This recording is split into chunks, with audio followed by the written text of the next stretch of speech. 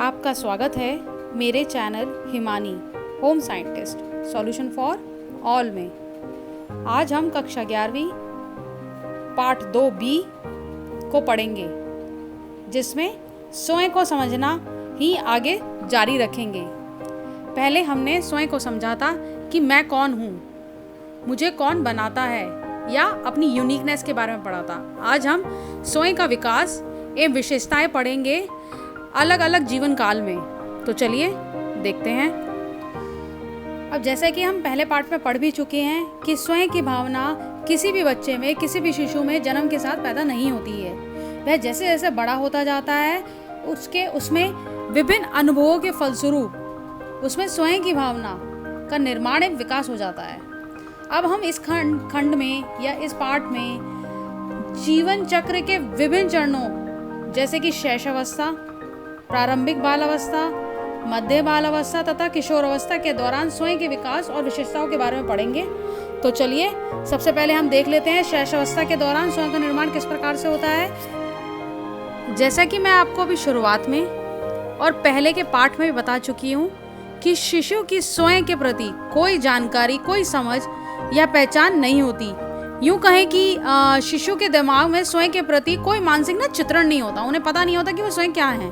उदाहरण के लिए जब एक शिशु अपना हाथ अपने चेहरे के सामने लाता है, उसे देखता है, तो उसे इस बात का एहसास तक नहीं होता कि वह हाथ उसी का ही है।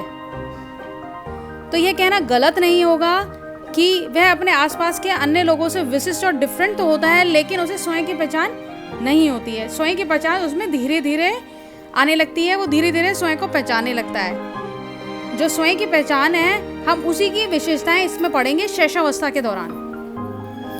स्वयं की जो भावना है शैशवावस्था के दौरान क्रमिक रूप से यानी कि धीरे धीरे 1 by 1 उत्पन्न होती है। लगभग 18 महीने तक की आयु का बच्चा स्वयं की छवि की पहचान करने लगता है,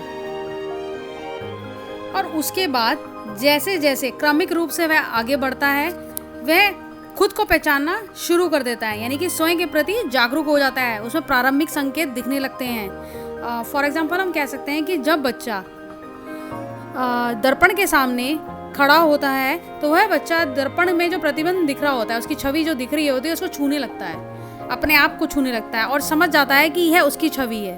तो यानी कि वह खुद को पहचानना शुरू कर देता है कि मैं ऐसा दिखता हूँ। तो यहीं से शैशवावस्था से उसके अंदर स्वयं की भावना जागने लग जाती है, और धीरे धीरे जैसे वह दूसरे वर्ष की दूसरी छमाही तक बढ़ता है, वह व्यक्तिगत सर्वनामों जैसे कि मैं, मेरा, मुझे का प्रयोग भी करने लगता है। वह किसी भी व्यक्ति या वस्तु पर अधिकार जताने लगता है। जैसे क्या कहता है वो, यह मेरी माँ है या ये मेरा खिलौना है। वह मैं का शुरू कर देता है। यहाँ पे वह अपने बारे में, अपने कार्य या अपने अनुभव के बारे में बताने लगता है। जैसे मैं खाना खा रहा हूँ, मैं खेल रहा हूँ, मैं दौड़ रहा हूँ। वह अपने आप को या तस्वीर को देखकर भी पहचानने लगता है कि ये मेरी तस्वीर है, ये मैं हूँ। वो खुद को, अपने आप को डिफाइन करने लगता है, कहने लगता है कि ये मेरा चित्र है। इस प्रकार से हमने देखा कि शैशवावस्था के दौरान स्वयं की विशेषताएं क्या होती हैं। ठीक इसी प्रकार से हम प्रारंभिक बाल अवस्था के दौरान भी देखेंगे कि स्वयं की विशेषताएं क्या होती हैं। जो प्रारंभिक बाल अवस्था होती है, ये 3 से 6 वर्ष तक की आयु तक होती है। तो चलिए देखते हैं। सामान्यतः 3 वर्ष तक की आयु के बच्चों में भाषा का विकास हो चुका होता है। इस आयु वर्ग के बच्चे धीरे धीरे अपनी क्षमताओं तथा विशिष्टताओं के विषय में समझने लगते हैं, जानने लगते हैं अपने बारे में। जैसे कि वे कहते हैं, मैं बहादुर बच्चा हूँ, मैं फुटबॉल से खेलता हूँ, इत्यादि। तो चलिए अब देख लेते हैं 3 से 6 वर्ष की आयु के बच्चों के लिए स्वयं की धारणा भिन्न भिन्न विशेषताओं के आधार पर निम्न प्रकार से वर्गीकृत किया जा सकता है। तो पहला है शारीरिक विशेषताओं के आधार पर। जो 3 से 6 साल का जो बच्चा होता है, वह स्वयं के लिए कहेगा वह लंबा है, वह मजबूत है। हालांकि अभी वह नहीं समझ पाता कि किसी बच्चे से वह लंबा भी हो सकता है और छोटा भी। दूसरा है मूर्त गतिविधियों के आधार पर, यानी कि कॉन्क्रीट एक्टिविटीज। जैसे कि मैं बहुत तेज साइकिल चलाता हूँ, मैं बहुत अच्छा क्रिकेट खेलता हूँ। वह स्वयं को खुद की क्षमताओं के आधार पर आंकने लगता है। तीसरा आता है स्मरण शक्ति के आधार पर। वह अक्सर अपने माता पिता से ये कहते हुए आप देख सकते हैं उसे कि जब यह छोटा था तब बहुत हंसता था, बहुत सुंदर नसरी कविताएं बोलता था, बच्चे इन वाक्य से स्वयं को जोड़कर देखते हैं तथा ये विशेषताएं उनके लिए स्वयं की पहचान का आधार बन जाती हैं। चौथा आता है आंतरिक कल्पनाओं के आधार पर। बच्चे इस आयु में कविता, कहानी, टेलीविजन, कार्टून इत्यादि बहुत ध्यानपूर्वक देखते हैं और अक्सर बच्चों में अपने पसंदीदा कार्टून के किरदार या सुपर हीरो की छवि मन में बस जाती है और वह खुद को भी उसी की तरह देखने और समझने लगते हैं। उदाहरण के लिए कह सकते हैं कि बच्चे जब स्पाइडरमैन के वस्त्र पहनकर उसी की तरह हाव भाव व्यवहार करते हैं, इसी प्रकार से डॉक्टर की तरह एक शर्ट पहन लेंगे व्हाइट कलर की, या उसकी तरह स्टेथोस्कोप अपने गले में टांग लेंगे और उसकी तरह व्यवहार करते हैं और गुड़ियों खिलौने के साथ खेलते हैं, इलाज खेलते हैं। अगला है अपने अपने अलग गुणों को पहचानने में असमर्थ। छोटे बच्चे यह पहचानने में भी असक्षम होते हैं कि उनमें भिन्न भिन्न गुण हो सकते हैं। वे अलग अलग समय में अच्छे या बुरे या मतलबी या आकर्षक भी हो सकते हैं। तो इस समय के दौरान वे संख्याएं, अक्षर सीखते हैं तथा यहाँ तक कि अपना नाम, वर्ग, माता पिता के नाम आदि बताने में भी सक्षम हो जाते हैं यह बच्चे। तो ये तो कुछ उनकी विशेषताएं थी जो स्वयं को लेकर थी प्रारंभिक बालावस्था में। अब हम देखेंगे मध्य तथा उत्तर बालावस्था के दौरान, जो कि 7 से 11 वर्ष की आयु तक होती है। तो चलिए देखते हैं। इस अवस्था में बच्चों की स्वयं के प्रति जो सोच होती है अधिक जटिल हो जाती है। वे स्वयं की तुलना दूसरों से करने लगते हैं, उनसे आंकलन करने लगते हैं तथा अपनी क्षमताओं के प्रति अधिक सचेत हो चुके होते हैं। तो चलिए स्वयं की धारणा को देख लेते हैं इन बच्चों में इस अवस्था में कि किस प्रकार से विशेषताओं के आधार पर हम निर्मित कर सकते हैं। पहला है आंतरिक विशेषताओं के आधार पर। इस अवस्था के दौरान जो बच्चा है अपनी शारीरिक विशेषता की अपेक्षा आंतरिक विशेषता को अधिक महत्व देने लगता है। उदाहरण के लिए हम कह सकते हैं कि वह कहेगा मैं बहुत तेज दौड़ता हूँ, या फिर मैं बहुत अच्छा डांस करती हूँ, मैं पढ़ने में बहुत तेज हूँ इत्यादि। दूसरा आता है सामाजिक पहचान के आधार पर। इस अवस्था में बच्चों का जो सामाजिक दायरा है वह बढ़ने लगता है और बच्चों को विशेषकर अपने हम उम्र में ज़्यादा स्वीकारे जाने की और उनसे तुलना के प्रति अधिक जागरूक हो चुके होते हैं वो। हम इसमें कह सकते हैं कि बच्चा ये कहने लगता है कि मैं अपने क्लास का मॉनिटर हूँ, या मैं अपनी क्रिकेट टीम का मॉनिटर हूँ, कैप्टन हूँ। इस तरह कहने में बहुत ही गर्वित महसूस करता है और बहुत ही कॉन्फिडेंट महसूस करता है।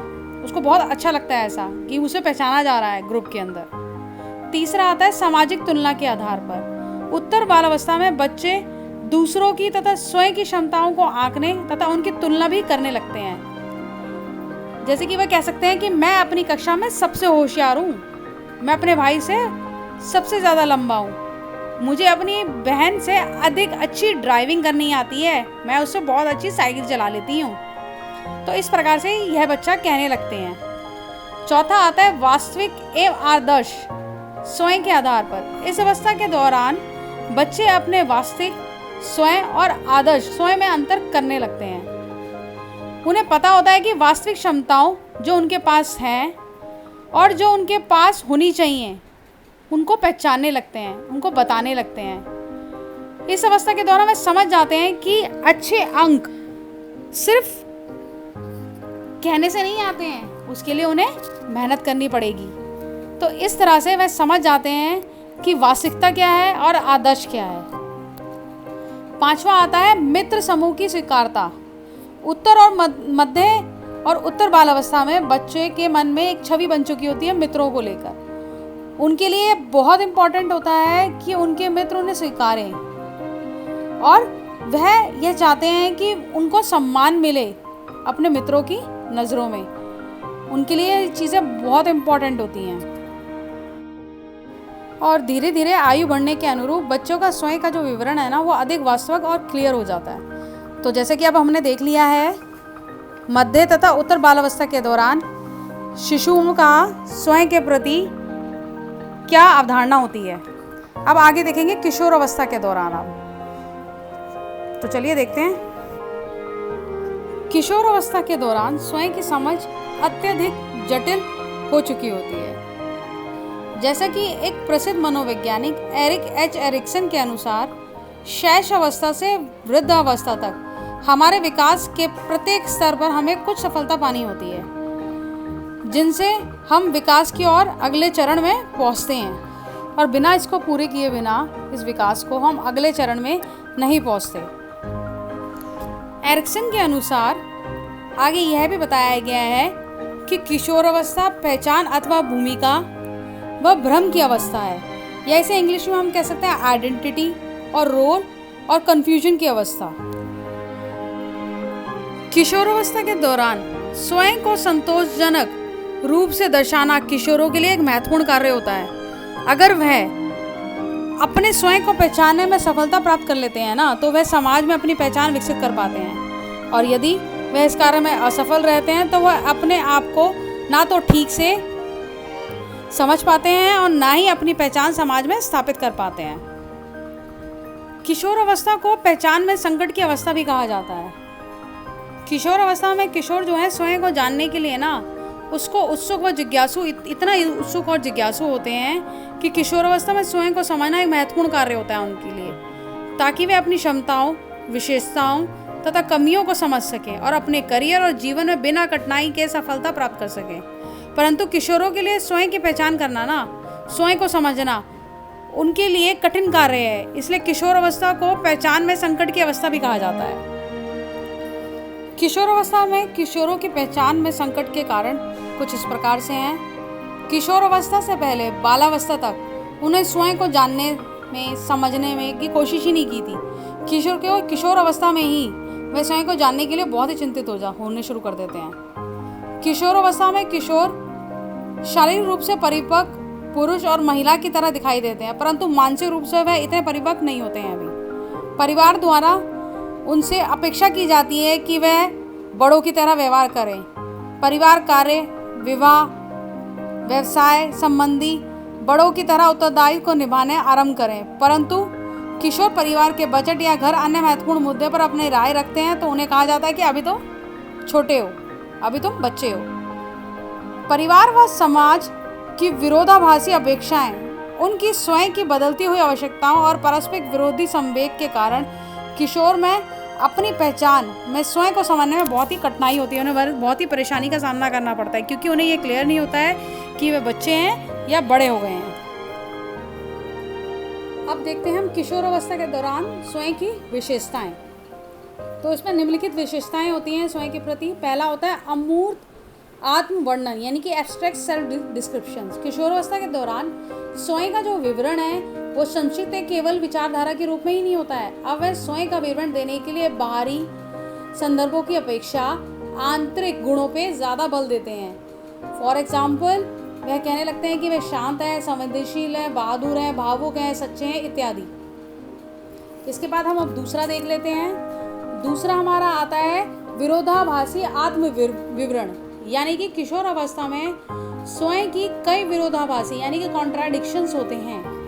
जैसे कि वो कई बार एक ही सिचुएशन में कह देते हैं कि मैं बहुत ही चुप रहता हूँ या मैं बहुत ही बातूनी हूँ, मैं अपने मित्रों से बहुत ज़्यादा बातें करता हूँ। उन्हें ये क्लियर नहीं रहता कि वे किस तरह का व्यवहार करते हैं। वह अपना जो विवरण है वो क्लियर नहीं दे पाते हैं, उनमें असमंजस की भावना उत्पन्न रहती है। तीसरा आता है स्वयं की समझ में अस्थिरता। किशोरों की स्वयं की जो भावना है उसमें काफ़ी बदलाव होते हैं, क्योंकि अलग अलग परिस्थितियों का अनुभव करते हैं और उन पर प्रतिक्रियाएं करते हैं, जिस कारण स्वयं की समझ में स्थिति के साथ उनका जो है वो बदलाव आता रहता है।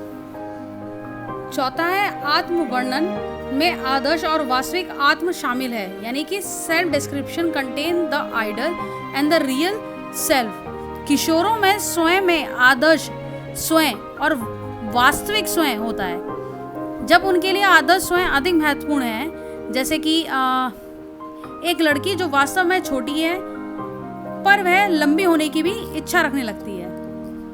उसके अंदर बहुत ही तीव्र इच्छा यह रहती है कि अगर वह छोटी है तो वह लंबी हो जाए, या फिर अगर उसका रंग गेहुआ है तो वह ज़्यादा सुंदर और ज़्यादा गोरी दिखने लगे। उसके अंदर ये वास्तविक जो स्वयं है वह उभरने लगती है। हालांकि किशोरों के दौरान उनका आदर्श स्वयं अधिक प्रमुख हो जाता है, यह भी कह सकते हैं हम।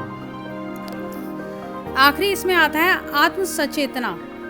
किशोर अवस्था वह अवधि होती है जब किशोर स्वयं के प्रति अधिक आत्म सचेत होते हैं और स्वयं में ही मगन रहते हैं। इस अवधि के दौरान उन्हें यह लगता है कि उन्हें हर समय देखा जा रहा है, यानी कि नोटिस किया जा रहा है। संभवतः इसी कारण से अधिकतर किशोर अपनी शारीरिक बनावट या रूप को लेकर हर समय चिंतित रहते हैं। तो उसी के साथ यह चैप्टर यहाँ पे ख़त्म होता है।